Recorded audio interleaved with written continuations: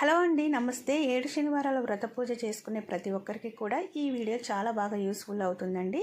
ఒకరోజు ముందుగా మనం చేసుకునే పనులు, పూజ కోసం ఏమేమి మనం ప్రిపేర్ చేసుకోవాలనేవి ఈ వీడియో ద్వారా మీకు షేర్ చేస్తాను.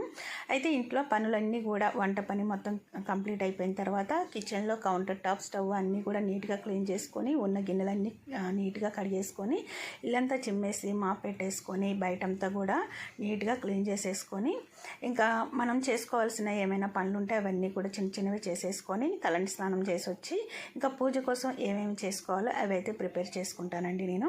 అయితే పూజ కోసం మనము ఇలా పూజ సామాన్లు అన్నీ కూడా నీట్గా పెట్టుకోవాలి కాబట్టి అవన్నీ కూడా నీట్గా కడిగేసుకొని ఆరబెట్టేసుకొని తుడిచేసుకోవాలి. అలాగే మనం పూజ చేసుకునేటప్పుడు స్వామివారి మెడలో దూదిమాల వేస్తాము. అలాగే పిండి ప్రమిదలు అయితే వెలిగిస్తాం కాబట్టి ఒక్కొక్క ప్రమిదకి 7 ఒత్తుల చొప్పున ఇవన్నీ ముందుగానే తీసి పెట్టుకుంటానండి. అలాగే పూజ రోజు ఏమేమి కావాలి, తులసిమాల, తమలపాకులు, అరటిపళ్ళు, టెంకాయ, పూలు ఇవన్నీ కూడా ముందు రోజే సిద్ధం చేసుకుంటాను. ప్రసాదాలు మాత్రం ముందు రోజు అస్సలు సిద్ధం చేసుకోకూడదండి. అప్పటికప్పుడు మనం తెల్లవారుజామునే లేచి ప్రసాదాలు ప్రిపేర్ చేసి పూజ చేసుకోవాలి. ఈ వీడియో నచ్చితే లైక్